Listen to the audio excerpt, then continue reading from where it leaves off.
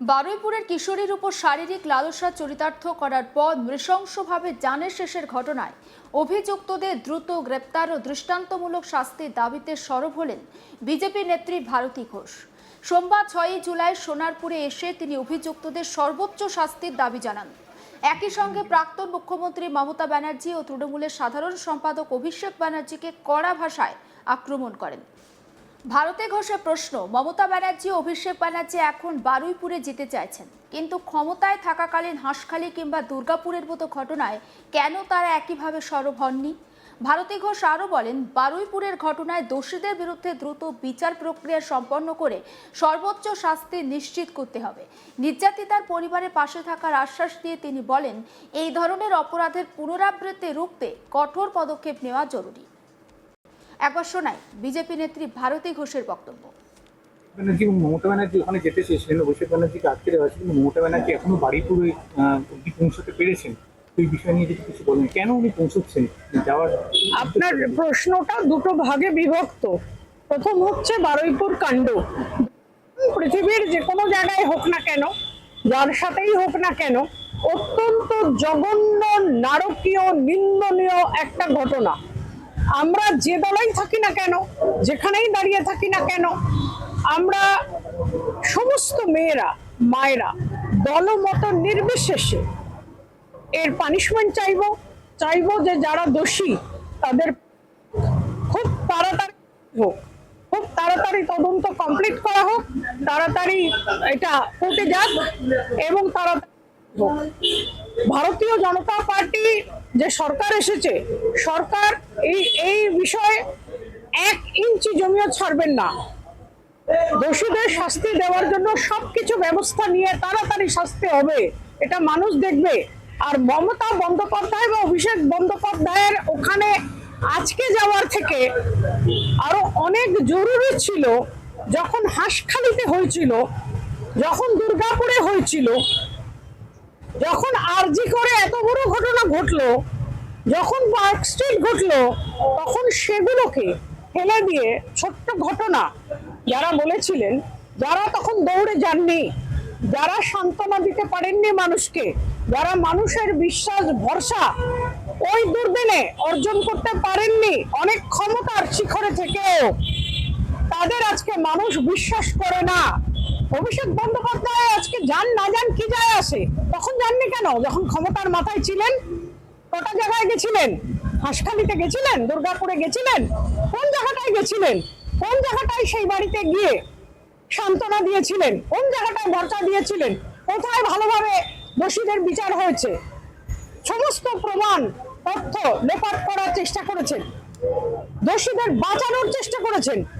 আজকে কাকে দেখাতে যাচ্ছেন, কোথায় যাচ্ছেন? ওরা যাক না যাক, বাংলার জনগণ ওটাকে কোনো গুরুত্ব দেয় না। প্রসঙ্গত, বারুইপুরের সূর্যপুরে এক কিশোরীর ওপর নৃশংস নির্যাতন ও জানে শেষ করার ঘটনাকে কেন্দ্র করে গোটা বাংলা উত্তাল। এই ঘটনাকে ঘিরে সাধারণ মানুষের ক্ষোভ যেমন রাস্তায় নেমেছে, ঠিক তেমনি রাজনৈতিক মহলেও শুরু হয়েছে একটা তরজা।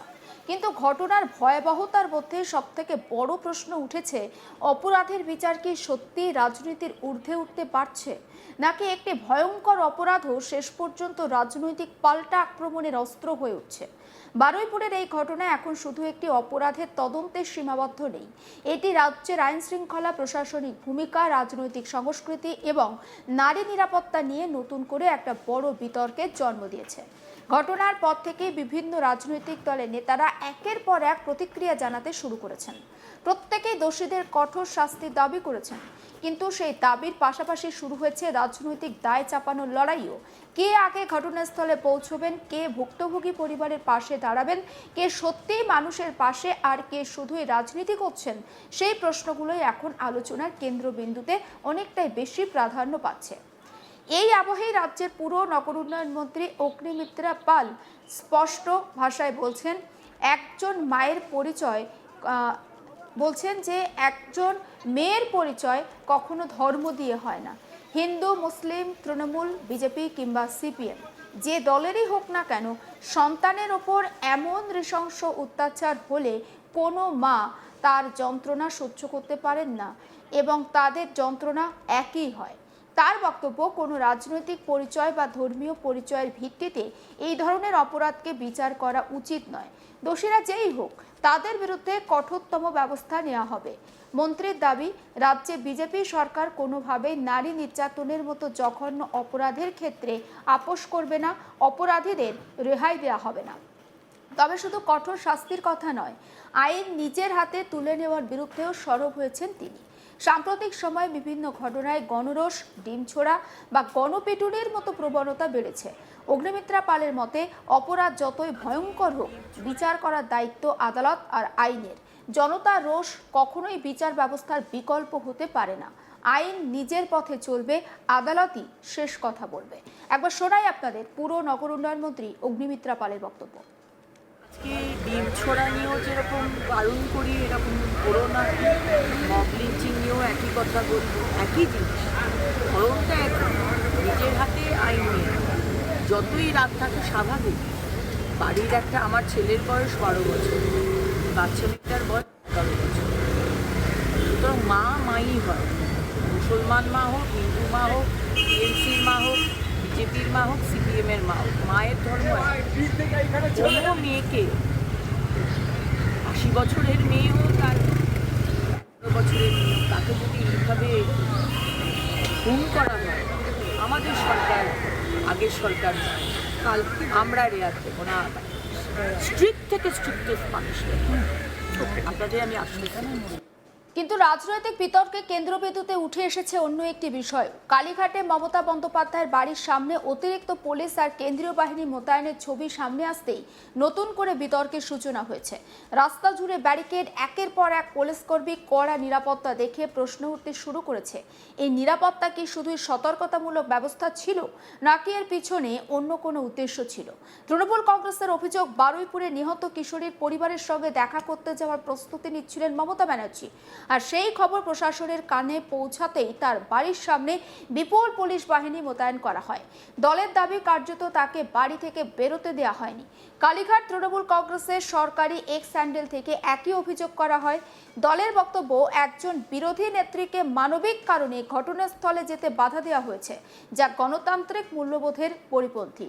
যদিও এই অভিযোগ পুরোপুরি অস্বীকার করেছে বিজেপি। অগ্নিমিত্রা পালের বক্তব্য, গত 15 বছরে রাজ্যে একের পর এক নারী নির্যাতনের ঘটনা ঘটলেও তখনকার সরকার অনেক ক্ষেত্রেই তো পদক্ষেপ করেনি।